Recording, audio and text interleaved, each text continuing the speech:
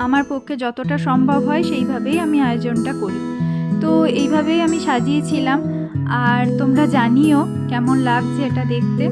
পুরোটাই আমি নিজে তৈরি করেছিলাম, পাশে মাও কিছুটা হেল্প করেছিল অবশ্যই। আর সব কিছু হয়ে যাওয়ার পর আমরা এই প্রসাদগুলোই খেয়ে নিয়েছিলাম ভোগ হিসাবে। তো পুজো বা যা কিছুই বলো, এগুলো পুরো নিজের মনের মতো করে করা। গোপালের পাশের যে ছবিটা দেখছো, ওটাও আমার হাতে আঁকা একটা ছবি, আমি ওটাও পাশে রেখে দিয়েছিলাম। প্রতি বছরই আমি বাড়িতে এই পুজোটা নিজের মতো করেই করে থাকি, তাই আয়োজনটাও সামান্যই থাকে। সারাদিন সকাল থেকে উঠে সব কিছু করে নেওয়ার পর দেখি বিকেলের দিকে ওয়েদারটা বেশ ভালো, মেঘলা মেঘলা ছিল, কিন্তু বৃষ্টি তখনও হয়নি। তো ভেবেছিলাম বিকেলে একবার বেরোবো। পাশের ছাদের এই ফুলগুলো দেখে মাঝে মাঝে মনে হয় নিজেদের কাছে কেন ফুলগুলো ফোটে না। যাই হোক, জানি না কেন।